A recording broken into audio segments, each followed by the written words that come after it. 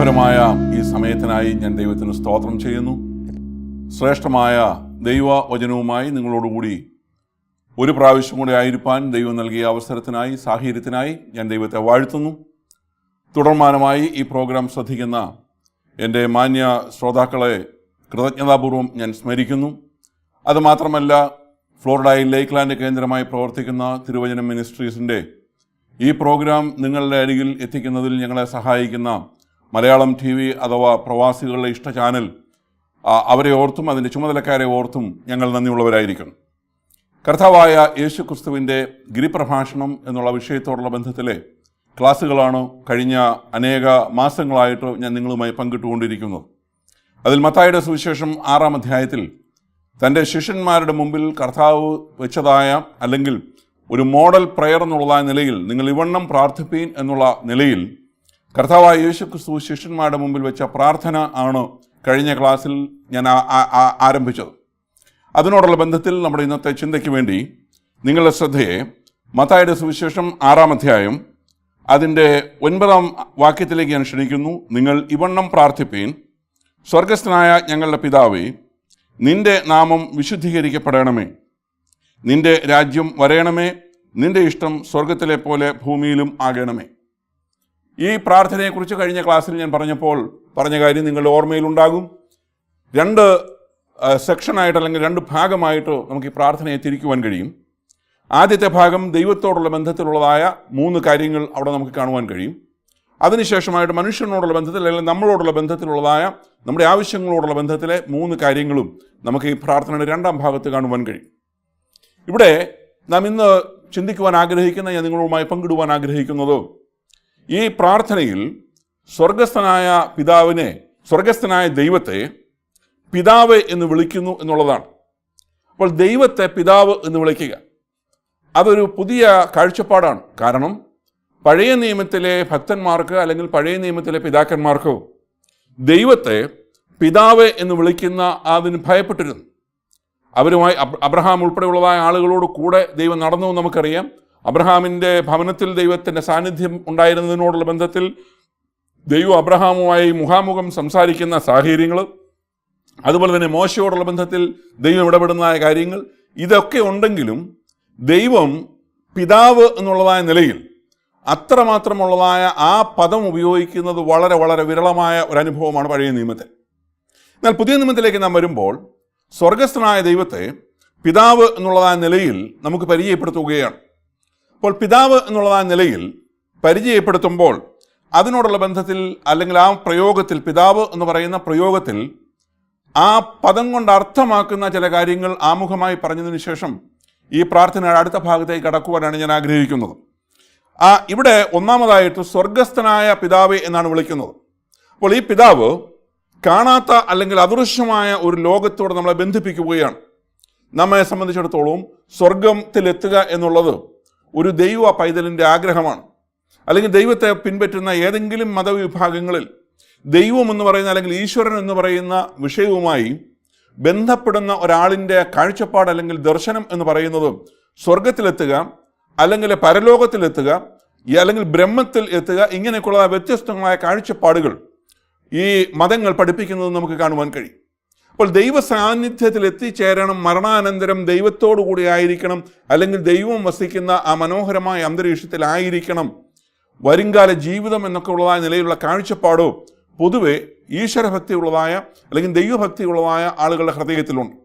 അപ്പോൾ ഇവിടെ സ്വർഗസ്ഥനായ ഞങ്ങളുടെ പിതാവേ എന്ന് പറയുമ്പോൾ ദൈവത്തിൻ്റെ ഇരിപ്പിടമായ സ്വർഗം, അല്ലെങ്കിൽ ദൈവത്തിൻ്റെ വാസസ്ഥലമായ സ്വർഗം, അത് നമ്മുടെ നഗ്ന നയനങ്ങൾ കൊണ്ട് കാണുവാൻ കഴിയുന്ന കാര്യമല്ല എന്നുള്ളത് നമുക്കറിയാം. അപ്പോസ്തലനായ പൗലൂസിനെ പോലുള്ള ആളുകൾ ദർശനത്തിലൂടെ ആ ആത്മവിവശതയിൽ സ്വർഗത്തിലേക്ക് എടുക്കപ്പെട്ടതും അവിടെ നടക്കുന്ന കാര്യങ്ങൾ കണ്ടതിനോടുള്ള ബന്ധത്തിൽ താൻ ലേഖനത്തിൽ എഴുതിയിട്ടുണ്ട്. എന്നാൽ ഇവിടെ അദൃശ്യമായ ഒരു ലോകത്തിൽ, അല്ലെങ്കിൽ സ്വർഗത്തോടുള്ള ബന്ധത്തിൽ നമ്മളെ കണക്ട് ചെയ്യുന്ന, നമ്മളെ ബന്ധിപ്പിക്കുന്ന ഒരു ഘടകം എന്നുള്ള നിലയിലാണ് ഇവിടെ പിതാവ് നിൽക്കുന്നത്. അപ്പോൾ സ്വർഗത്തിൽ പിതാവായ ദൈവം ഇരിക്കുന്നു. ആ അദൃശ്യ ലോകം, അല്ലെങ്കിൽ സ്വർഗവുമായി പിതാവ് എന്ന് പറയുന്ന ആ ഘടകത്തോടുകൂടി നമ്മളെ ബന്ധിപ്പിക്കുകയാണ്. അപ്പോൾ വാസ്തവത്തിൽ ഒരു ഫെമിലിയാരിറ്റി നമുക്കവിടെ ഉണ്ടാവുകയാണ്. കാരണം പിതാവ് ഇരിക്കുന്ന ഒരു സ്ഥലം എന്നുള്ളതായ കാഴ്ചപ്പാട് നമുക്ക് ലഭിക്കുമ്പോൾ, മാനുഷികമായി നാം ചിന്തിച്ചു കഴിഞ്ഞാൽ ഒരു പിതൃപുത്ര ബന്ധത്തിലേക്ക് വന്നു കഴിയുമ്പോൾ, പിതാവ് ഇരിക്കുന്ന ഒരു സ്ഥലമെന്ന് പറയുന്ന ഒരു മകനെ സംബന്ധിച്ചിടത്തോളം ഭയപ്പെടുത്തുന്ന ഒരു സ്ഥലമായിരിക്കുന്നില്ല. അത് സ്നേഹത്തിൻ്റെ സ്ഥലമാണ്, കരുതലിൻ്റെ സ്ഥലമാണ്, അങ്ങനെയുള്ളതായ പല പല സന്തോഷത്തിൻ്റെയൊക്കെ അനുഭവങ്ങൾ നൽകുന്നൊരു സ്ഥലമാണ്. അപ്പോൾ ദൈവം എന്ന് പറയുന്ന, ദൈവം ഇരിക്കുന്ന സ്വർഗം, ആ സ്വർഗത്തോട് നമ്മളെ ബന്ധിപ്പിക്കുന്ന ഒരു പദം എന്നുള്ള നിലയിൽ പിതാവ് എന്ന് പറയുന്ന പദം അവിടെ ഉപയോഗിക്കുമ്പോൾ അദൃശ്യ ലോകവുമായി നമ്മളെ ബന്ധിപ്പിക്കുന്ന എന്ന നിലയിൽ നമുക്കതിനെ കാണുവാൻ കഴിയും. രണ്ടാമതായിട്ട്, പിതാവ് എന്ന് പറയുന്ന ആ പ്രയോഗം കൊണ്ട് ഒരു ഭയം നമുക്ക്, അല്ലെങ്കിൽ ഭീതി നമുക്ക് നഷ്ടപ്പെടുകയാണ്. ബഹുമാനം അവിടെയുണ്ട്, പക്ഷെ ഭീതി നഷ്ടപ്പെടുകയാണ്. ദൈവം എന്ന് പറഞ്ഞാൽ പല മതങ്ങളുടെ കാഴ്ചപ്പാടുകളിൽ വ്യത്യസ്തങ്ങളായ മൂർത്തികളെ അല്ലെങ്കിൽ വ്യത്യസ്തങ്ങളായ ദൈവങ്ങളെ മതങ്ങൾ അവതരിപ്പിക്കുന്നു. അപ്പോൾ പല മൂർത്തികളും അല്ലെങ്കിൽ ദൈവത്തിൻ്റെ പേരിൽ മനുഷ്യരുടെ മുമ്പിൽ അവതരിപ്പിക്കുന്ന പല മതദൈവങ്ങളും ഭീതിപ്പെടുത്തുന്ന ദൈവങ്ങളാണ്. അതിൻ്റെ ഉഗ്രഭാവത്തിൽ നിൽക്കുന്നതായ കാര്യം, അല്ലെങ്കിൽ ഉഗ്രഭാവമുള്ളതായ ചിത്രം, അല്ലെങ്കിൽ ക്രോധം ജ്വലിക്കുന്നതായ രൂപം, അല്ലെങ്കിൽ കടിച്ചു കീറുന്ന പല്ലുകൾ, ഇങ്ങനെയൊക്കെയുള്ളതായ കാര്യങ്ങൾ കാണുമ്പോൾ ദൈവം എന്ന് പറയുന്ന വിഷയത്തെക്കുറിച്ച് മനുഷ്യർ ഭയചകിതരാകുന്നു എന്നുള്ളതാണ്. എന്നാൽ വിശുദ്ധ ബൈബിൾ വെളിപ്പെടുത്തുന്ന ദൈവം ഇങ്ങനെയുള്ള ഒരു ദൈവമല്ല. ഇവിടെ വിശുദ്ധ ബൈബിൾ വെളിപ്പെടുത്തുന്നത് സ്നേഹിക്കുന്ന ഒരു ദൈവത്തെയാണ്. അതുകൊണ്ടാണ് പിതാവ് അല്ലെങ്കിൽ ഫാദർ ഫിഗറിനെ ഇവിടെ കൊണ്ടുവരികയാണ്. ഒരു പിതാവ് എന്ന് പറയുന്നത് തൻ്റെ മകൻ പിതാവിനെ ഭയപ്പെടുന്നു, പിതാവിനെ ബഹുമാനിക്കുന്നു. ഇതൊക്കെ ചെയ്യുമ്പോൾ അവരുടെ ഇടയിൽ, പിതാവിൻ്റെയും മകൻ്റെയും ഇടയിലുള്ള മറ്റൊരു വികാരമാണ് സ്നേഹം എന്ന് പറയുന്നത്. പിതാവ് മകനെ സ്നേഹിക്കുന്നു, മകൻ പിതാവിനെ സ്നേഹിക്കുന്നു. അപ്പോൾ അതുപോലുള്ളതായ ഒരു ബന്ധം പിതാവും മകനും തമ്മിൽ ഉണ്ടാകുന്നു എന്നുള്ളത് നമുക്ക് ഈ വേദഭാഗത്തോട് ചേർന്ന് കാണുവാൻ കഴിയുന്ന കാര്യമാണ്. അടുത്തതായിട്ട്, നമുക്ക് അൺസർട്ടനിറ്റി അല്ലെങ്കിൽ അനിശ്ചിതാവസ്ഥ എന്ന് പറയുന്നത് നമ്മുടെ ജീവിതത്തിൽ സംഭവിക്കാം. അടുത്ത ചുവടുകൾ എങ്ങനെ വെക്കും എന്നുള്ള നിലയിൽ ചഞ്ചല ഹൃദയരായിത്തീരുന്ന അനുഭവങ്ങൾ നമ്മുടെ ജീവിതത്തിൽ വരും. അപ്പോൾ ഒരു ഫാദർ ഫിഗർ എന്നുള്ള നിലയിൽ, അല്ലെങ്കിൽ പിതാവ് എന്നുള്ള നിലയിൽ ഒരു ദൈവ സാന്നിധ്യം ഉണ്ടെങ്കിൽ ആ ദൈവം ഇതാകുന്നു വഴി, ഇതിലെ നടന്നുകൊള്ളുക എന്ന് പറഞ്ഞ് നമുക്ക് ഗൈഡൻസ് നൽകി, അല്ലെങ്കിൽ നമ്മളെ വഴി കാട്ടി തരുന്ന ഒരു അനുഭവം എന്നുള്ളതാണ്. അപ്പോൾ അനിശ്ചിതാവസ്ഥയുടെ നടുവിൽ നമുക്ക് ഉന്മേഷം നൽകുന്ന, നമുക്ക് പ്രത്യാശ നൽകുന്ന ഒരു ഘടകം എന്നുള്ള നിലയിൽ പിതാവ് നിൽക്കുന്നു എന്നുള്ളത് ഈ ഭാഗത്തു നിന്നും നമുക്ക് കാണുവാൻ കഴിയുന്ന കാര്യമാണ്. മറ്റൊന്ന്, ഏകാന്തത എന്ന് പറയുന്നതും മനുഷ്യ സഹജമാണ്. നമുക്ക് എത്രമാത്രം ഫാമിലി ഉണ്ടെന്ന് പറഞ്ഞാലും, അല്ലെങ്കിൽ എത്രമാത്രം സ്നേഹിതരുണ്ടെന്ന് പറഞ്ഞാലും, നമ്മുടെ ജീവിതത്തിൽ ഞാനും നിങ്ങളും ഏകാന്തത എന്ന് പറയുന്ന വിഷയം അനുഭവിക്കുന്ന സാഹചര്യങ്ങൾ വരും. നമുക്ക് നാം അനുഭവിക്കുന്ന വിഷയം മറ്റാരോടും ഷെയർ ചെയ്യുവാൻ പോലും കഴിയാത്തതുപോലുള്ളതായ സാഹചര്യങ്ങൾ അപ്രതീക്ഷിതമായി നമ്മുടെ ജീവിതത്തിൽ വന്നുകൂടും. നമ്മുടെ കുഞ്ഞുങ്ങളുടെ വിഷയത്തോടുള്ള ബന്ധത്തിലായിരിക്കാം, അല്ലെങ്കിൽ നമ്മുടെ ജീവിത പങ്കാളിയോടുള്ള ബന്ധത്തിലായിരിക്കാം, അല്ലെങ്കിൽ നമ്മുടെ ആരോഗ്യത്തോടുള്ള ബന്ധത്തിലായിരിക്കാം, അല്ലെങ്കിൽ നമ്മുടെ സാമ്പത്തികമായിരിക്കാം. നമ്മൾ പ്രതീക്ഷിക്കാത്തതായ കാര്യം അപ്രതീക്ഷിതമായി വന്നുകൂടുമ്പോൾ ഒരു അനിശ്ചിതാവസ്ഥ നമ്മുടെ ജീവിതത്തിൽ ഉണ്ടാവുകയാണ്. ആ നിലയിൽ നാം ഒരു ആരോടും ഷെയർ ചെയ്യുവാൻ കഴിയാത്തതായ സാഹചര്യം നമ്മുടെ ജീവിതത്തിൽ ഉണ്ടാകുമ്പോൾ നമുക്ക് ദൈവത്തോട് പറയുവാൻ തക്ക ഒരു ബന്ധമാണ് ഇവിടെ പിതാവ് എന്ന് പറയുന്ന വിഷയത്തിലൂടെ നമ്മൾ കാണുന്നത്. എന്ന് പറഞ്ഞാൽ, നമുക്ക് മനുഷ്യനോട് പറയുവാൻ കഴിയാത്ത വിഷയങ്ങൾ നമ്മുടെ ജീവിത പങ്കാളികളോട് തുറന്നു പറയുവാൻ കഴിയാത്ത കാര്യം പറഞ്ഞിട്ടും പരിഹരിക്കാൻ കഴിയുകയില്ല എന്നാണ് നമ്മുടെ ഹൃദയം നമ്മളോട് പറയുന്നത്.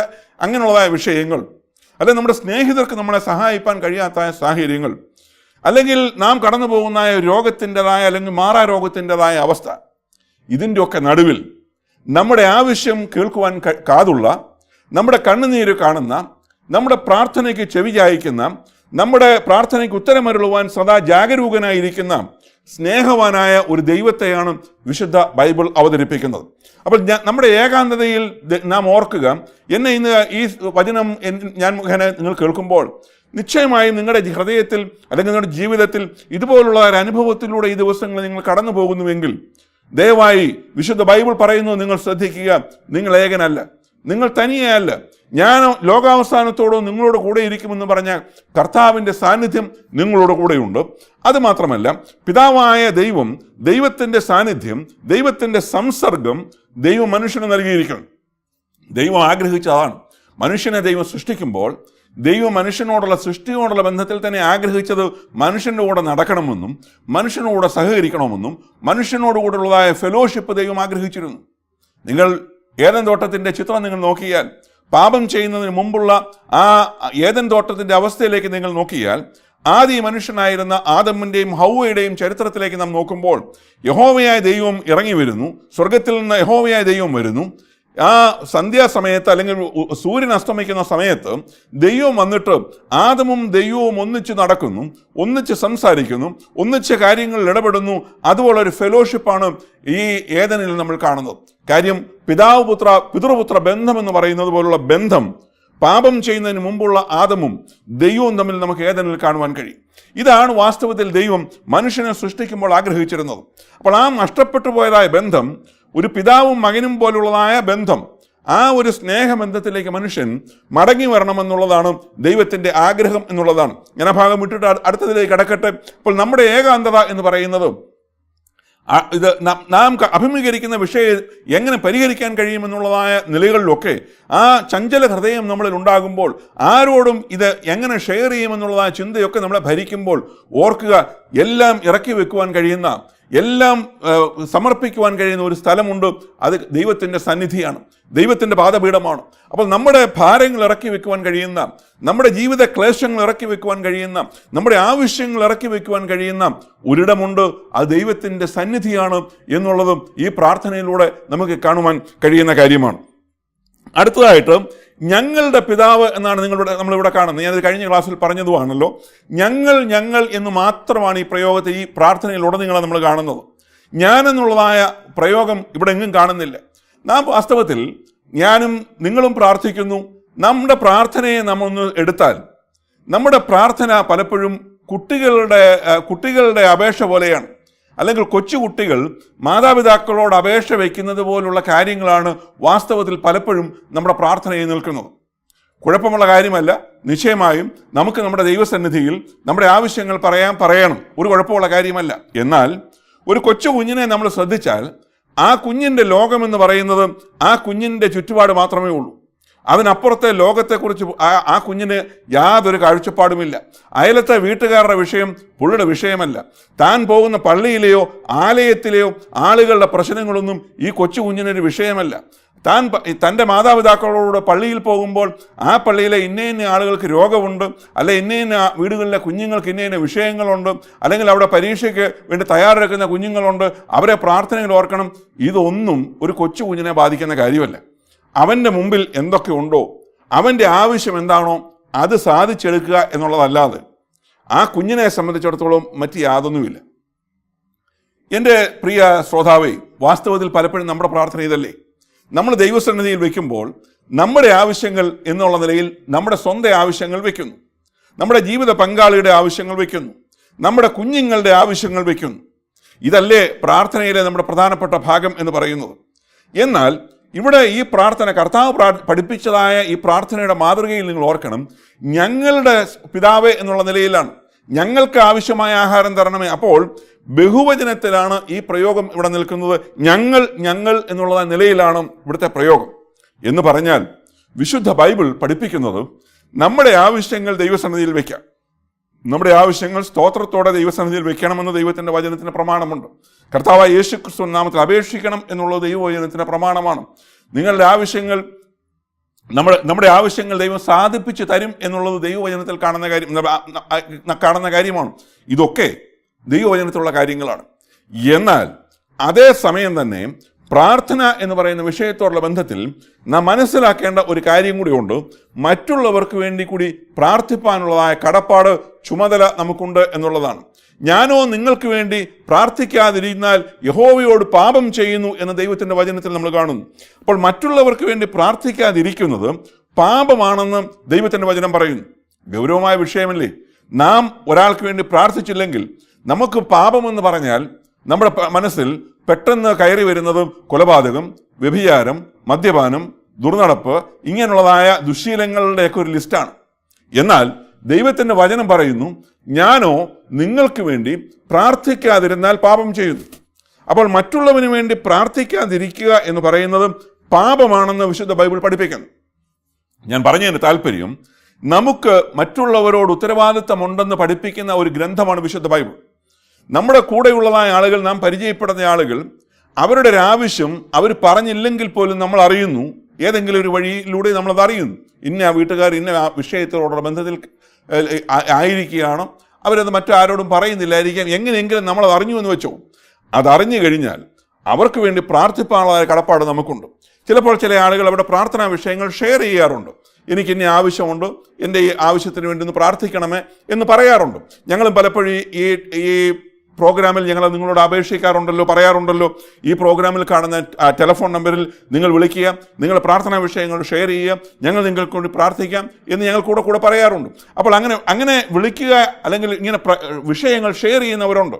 അവർക്ക് വേണ്ടി പ്രാർത്ഥിപ്പാനുള്ള ഒരു കടപ്പാട് ഉണ്ട് എന്ന് ദൈവത്തിൻ്റെ വചനം നമ്മെ പഠിപ്പിക്കുന്നു. അപ്പോൾ ഞങ്ങളുടെ പിതാവേ എന്ന് പറയുമ്പോൾ ഒരു ഗ്രൂപ്പിൻ്റെ ആവശ്യം വയ്ക്കുന്നത് പോലെയാണ് ഇവിടെ ദൈവസന്നിധിയെ വിഷയം വയ്ക്കുന്നത്. അപ്പോൾ ദൈവത്തെ വിളിക്കുന്നതിനെ എൻ്റെ പിതാവേ എന്ന് വിളിക്കുന്നതിന് പകരം ഞങ്ങളുടെ പിതാവേ എന്നുള്ള നിലയിലാണ് എന്ന് പറഞ്ഞ് ഞാൻ വീണ്ടും അത് ആവർത്തിക്കട്ടെ.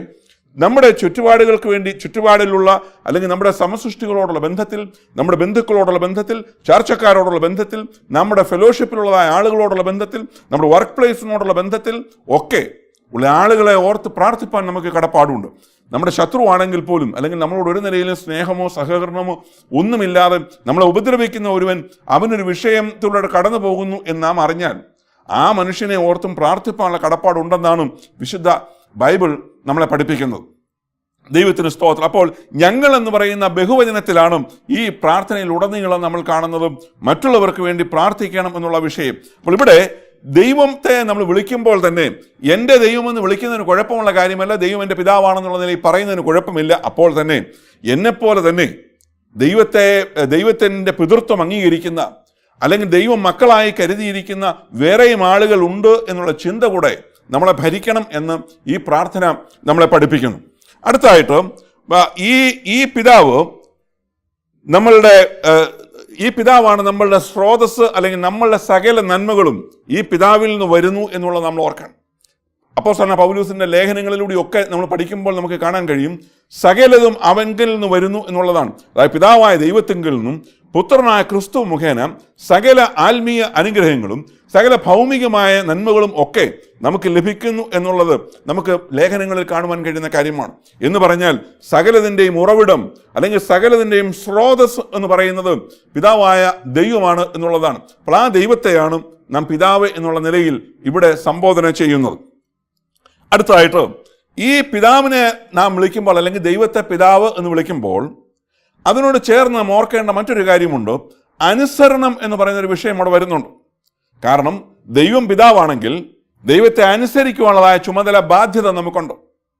കാര്യം നമുക്കെല്ലാം ലോകത്തിൽ പിതാക്കന്മാരുണ്ട്. പ്രായമായ ആളുകളോടുള്ള ബന്ധത്തിൽ പിതാക്കന്മാർ മരണത്തിലൂടെ ലോകത്തുനിന്ന് മാറ്റപ്പെട്ടിട്ടുണ്ടാകാം. എന്നാൽ പിതൃപുത്ര ബന്ധം എന്ന് പറയുന്നതിലെ ഒരു പ്രധാനപ്പെട്ട വിഷയം എന്ന് പറയുന്നത് മക്കൾ പിതാവിനെ അനുസരിക്കുന്നു എന്നുള്ളതാണ്.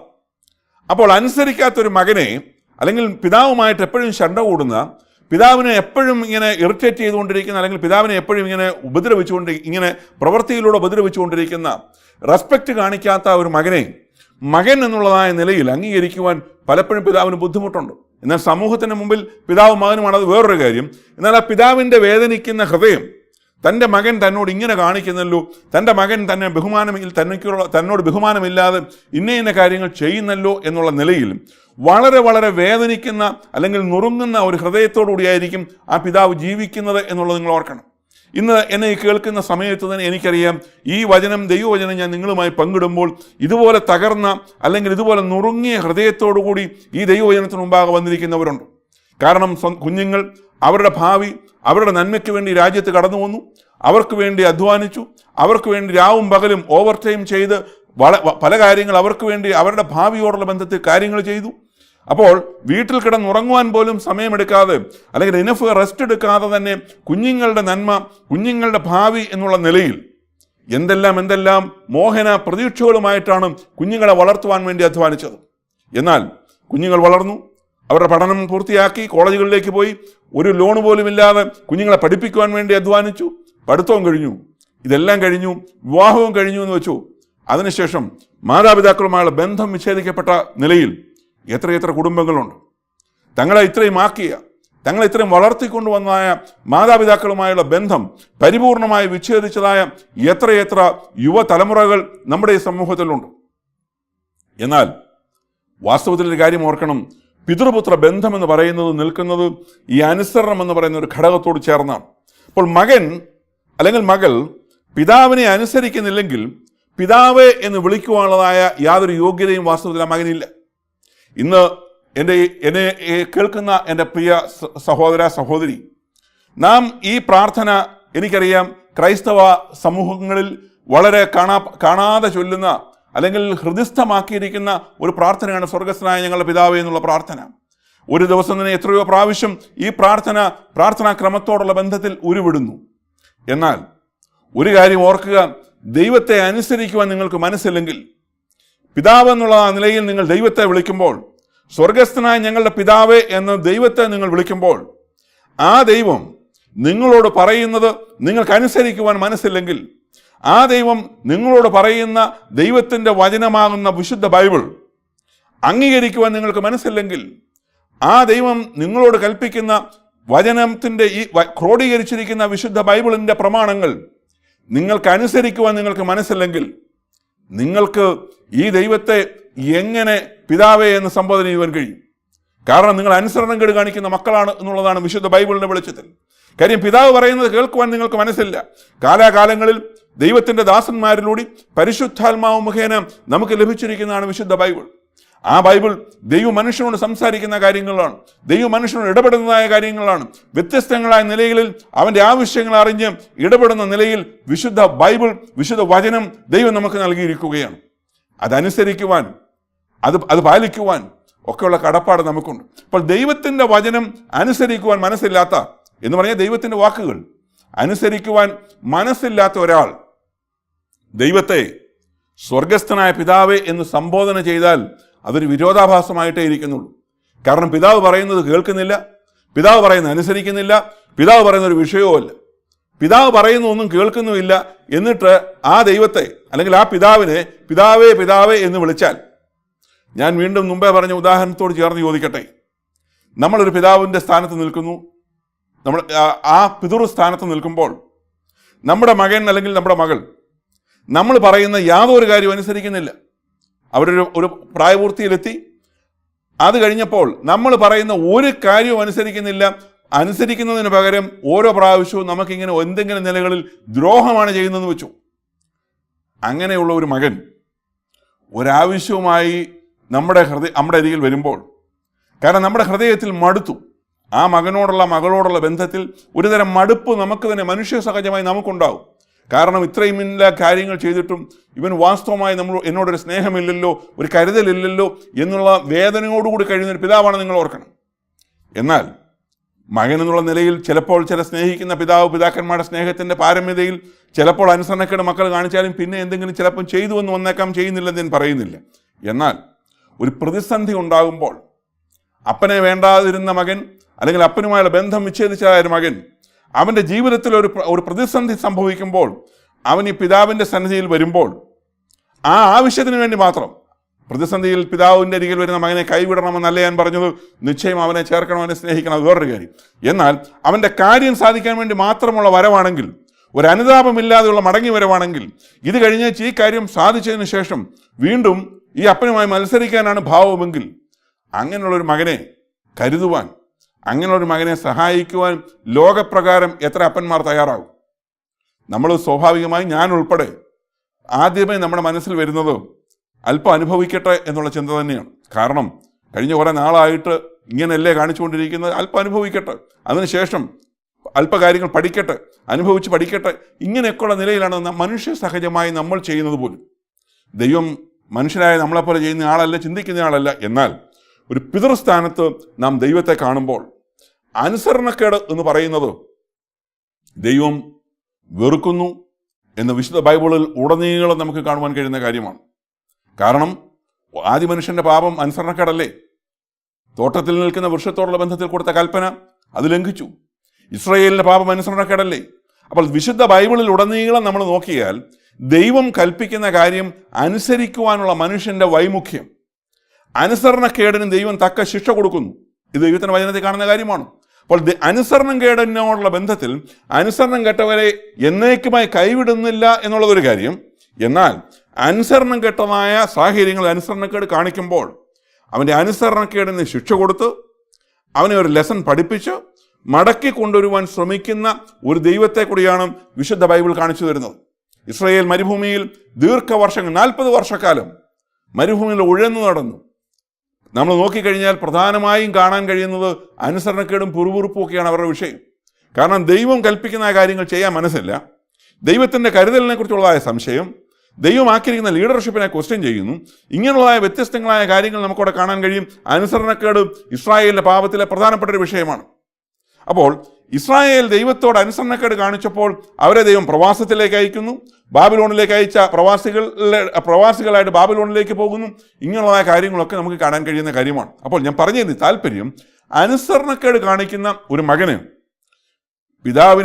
പിതാവേ എന്ന് വിളിച്ച് അടുത്ത് ചെല്ലുവാനുള്ള യോഗ്യത ലോകപ്രകാരമില്ല എങ്കിൽ ദൈവമെന്ന് പറയുന്ന വിശുദ്ധിയുടെ പ്രതീകമായി നിൽക്കുന്ന വിശുദ്ധനായ ദൈവം, ആ ദൈവത്തെ പഴയ നിയമ ഭക്തന്മാർ ദൂരവേ നിന്നുകൊണ്ട് വിളിച്ചെങ്കിൽ നമുക്ക് കഴിഞ്ഞ ക്ലാസ്സിൽ ഞാൻ ഓർപ്പിച്ചതുപോലെ അബ്ബ അല്ലെങ്കിൽ ഡാഡി എന്നുള്ളതായ നിലയിൽ വിളിക്കത്തക്കവണ്ണുള്ളതായ പ്രാഗൽഭ്യം നമുക്ക് നൽകി, ദൈവത്തോടുള്ള ക്ലോസ്നെസ് നൽകി, ദൈവവുമായി അടുത്ത് ചെല്ലുവാനുള്ള ബന്ധം നമുക്ക് നൽകിയെങ്കിൽ, പക്ഷേ അനുസരണക്കേട് നമ്മൾ വീണ്ടും തുടരുന്നുവെങ്കിൽ, ദൈവം നമ്മളോട് പറഞ്ഞ കാര്യങ്ങൾ ചെയ്യുവാൻ നമുക്ക് കഴിയുന്നില്ലെങ്കിൽ, ദൈവസന്നിധിയോട് അടുത്ത് ചെല്ലുവാനുള്ളതായ യോഗ്യത നമുക്ക് നഷ്ടമാകുന്നു എന്നുള്ളത് നിങ്ങൾ ഓർക്കണം.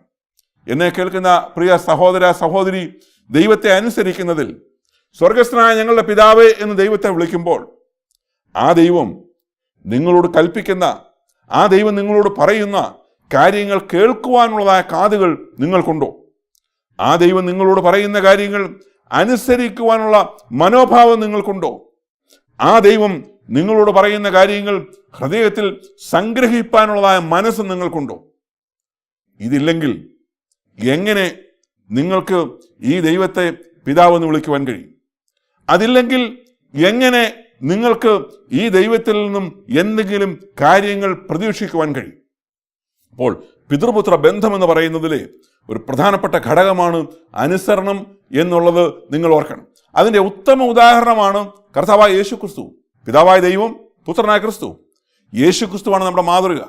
കാരണം പിതാവിൻ്റെ കൽപ്പന അല്ലെങ്കിൽ പിതാവിൻ്റെ നിയോഗം ശിരസ വഹിച്ചുകൊണ്ട് കാൽവരി ക്രൂശിൽ മരണ സമയത്ത് പോലും കർത്താവ് ഇപ്രകാരം പറയുന്നു, പിതാവേ, കഴിയുമെങ്കിൽ ഈ പാനപാത്രം എങ്കിൽ നിന്ന് നീങ്ങിപ്പോകണമേ, എങ്കിലും എൻ്റെ ഇഷ്ടമല്ല നിന്റെ ഇഷ്ടം പോലെയാകട്ടെ എന്നുള്ളതാണ്. അപ്പോൾ പൂർണ്ണമായും കർത്താവായ യേശു ക്രിസ്തു പിതാവിന് വിധേയപ്പെടുന്നു, അനുസരിക്കുന്നു എന്നുള്ളത് നമുക്ക് കാണുവാൻ കഴിയും. എന്തിന് ലേഖനങ്ങളിലേക്ക് വരുമ്പോൾ കർത്താവായ യേശു ക്രിസ്തു പിതാവിനോട് ഉണ്ടായിരുന്ന സമത്വം മുറുകെ പിടിച്ചുകൊള്ളണമെന്ന് വിചാരിക്കാതെ ദാസരൂപമെടുത്ത് മനുഷ്യ സാദൃശ്യത്തിൽ തന്നെത്താൻ ഒഴിച്ച് മനുഷ്യ സാദൃശ്യത്തിൽ ഭൂമിയിൽ അവതരിച്ചു. എന്നാൽ പിതാവായ ദൈവം അതിനോടുള്ള ബന്ധത്തിൽ അവനെ ഉയർത്തി, ഏറ്റവും ഉയർത്തി, സകല നാമത്തിനും മേലായ നാമം പുത്രന് നൽകി അവൻ്റെ പഴയ മഹത്വത്തിലേക്ക് കർത്താവായ യേശു ക്രിസ്തുവിനെ മടക്കിക്കൊണ്ടുവന്നു എന്നുള്ള ദൈവത്തിൻ്റെ വചനം നമ്മെ പഠിപ്പിക്കും. അപ്പോൾ അനുസരിച്ചതിൻ്റെ ഭാഗമാണ് അത് എന്നുള്ളത് നമുക്ക് കാണുവാൻ കഴിയും. ദൈവത്തിന് സ്തോത്രം. അപ്പോൾ ഈ വചനം കേൾക്കുന്ന എൻ്റെ പ്രിയ സഹോദര സഹോദരി, ദൈവം പറയുന്ന കാര്യങ്ങൾ അനുസരിക്കാനുള്ള മനോഭാവം നമുക്കുണ്ടാകണം. ദൈവത്തിൻ്റെ വചനം പറയുന്ന കാര്യങ്ങൾ പ്രമാണിക്കുവാനുള്ള മനസ്സ് നമുക്ക് ഉണ്ടാകണം. ദൈവവചനത്തിലൂടെ നമ്മളോട് ഇടപെടുന്ന കാര്യങ്ങൾ കേൾക്കുവാനുള്ള കാതുകൾ നമ്മൾക്കുണ്ടായിരിക്കണം. എങ്കിൽ മാത്രമേ ഈ പിതൃപുത്ര ബന്ധം എന്ന് പറയുന്ന അല്ലെങ്കിൽ സ്വർഗസ്ഥനായ പിതാവേ എന്ന് നമ്മൾ വിളിക്കുന്നത് കൊണ്ട് അർത്ഥമുള്ളൂ എന്നുള്ളതും നിങ്ങൾ ഓർക്കണം. അടുത്തതായിട്ട് മറ്റൊരു കാര്യം കൂടെ പറഞ്ഞ് ഈ ഭാഗം ഞാൻ വിടുകയാണ്. ദൈവത്തോടുള്ള ബന്ധം ഉറപ്പിക്കുന്ന ഒരു പ്രയോഗമാണ് ഈ പിതാവ് എന്ന് പറയുന്ന പ്രയോഗം. കാരണം ദൈവമേ എന്ന് വിളിക്കുന്നതിന് പകരം എൻ്റെ പിതാവേ എന്ന് വിളിക്കാനുള്ള, ഞാൻ മുമ്പ് പറഞ്ഞല്ലോ, ദൈവത്തെ പിതാവെന്ന് വിളിക്കുകയാണ്. അപ്പോൾ സ്വർഗസ്ഥനായ പിതാവേ എന്ന് പറയുന്നതും സ്വർഗസ്ഥനായ ദൈവമേ എന്ന് പറയുന്നതും തമ്മിൽ വലിയ വ്യത്യാസമുണ്ട്. കാര്യം രണ്ടും ഒരാളെ തന്നെയാണ് വിളിക്കുന്നത്. ഒന്ന് സ്വർഗസ്ഥനായ ദൈവമേ എന്ന് വിളിക്കുന്നു, ഒന്ന് സ്വർഗസ്ഥനായ പിതാവേ എന്ന് വിളിക്കുന്നു. അപ്പോൾ സ്വർഗസ്ഥനായ പിതാവേ എന്ന് വിളിക്കുമ്പോൾ എൻ്റെ പിതാവ് സ്വർഗത്തിൽ ഇരിക്കുന്നു, അല്ലെങ്കിൽ എൻ്റെ പിതാവിനോടാണ് ഞാൻ ഈ കാര്യങ്ങൾ പറയുന്നത് എന്ന് പറയുന്ന ഒരു പ്രത്യേകമായ സ്ഥായിയായ ഒരു ബന്ധം നമുക്കവിടെ കാണുവാൻ കഴിയും. എന്നാൽ സ്വർഗസ്ഥനായ ദൈവമേ എന്ന് വിളിക്കുമ്പോൾ ആ ക്ലോസ്നെസ്, ആ ബന്ധം അത്രത്തോളം ഉണ്ടാകുന്നില്ല എന്നുള്ളതാണ് സത്യം. എന്നാൽ ദൈവം നമ്മളോട് അടുത്തു വരുന്നു. ദൈവം നമ്മുടെ പിതൃസ്ഥാനത്ത് നിൽക്കുന്നു. ദൈവം നമ്മുടെ പ്രാർത്ഥന കേൾക്കുവാൻ എപ്പോഴും സങ്കീർത്തനക്കാരൻ ഇപ്രകാരം പറയുന്നുവല്ലോ, ഇസ്രായേലിന്റെ പരിപാലകൻ മയങ്ങുന്നില്ല, ഇസ്രായേലിന്റെ പരിപാലകൻ ഉറങ്ങുന്നില്ല. രാവും പകലും തന്നോട് അപേക്ഷിക്കുന്നവരുടെ നിലവിളി കേൾക്കുവാൻ, രാവും പകലും തൻ്റെ ദൈവസന്നിധിയോട് നിലവിളിക്കുന്ന, ദൈവസന്നിധിയിൽ ആവശ്യങ്ങൾ വെക്കുന്നവരുടെ ആവശ്യങ്ങൾ കേൾക്കുന്നതിന് വേണ്ടി അവൻ്റെ കാതുകൾ സദാ ജാഗരൂകമായിരിക്കുന്നു എന്ന് ദൈവത്തിൻ്റെ വചനം പറയുന്നു. നമ്മുടെ പ്രാർത്ഥന കേൾക്കുന്ന ഒരു ദൈവം, ആ ദൈവത്തെയാണ് വിശുദ്ധ ബൈബിൾ അവതരിപ്പിക്കുന്നത്. ആ ദൈവസന്നിധിയിലേക്ക് തിരിയുവാൻ, ആ കർത്താവിനെ, ആ ദൈവത്തെ പിതാവെന്ന് വിളിക്കുവാൻ ഇടയാകട്ടെ. ആ ഭാഗ്യാവസ്ഥയിലേക്ക് നിങ്ങൾ വരുമാറാകട്ടെ. ദൈവകൃപ അതിന് നിങ്ങളെ സഹായിക്കട്ടെ എന്ന് ഞാൻ പ്രാർത്ഥിക്കുന്നു.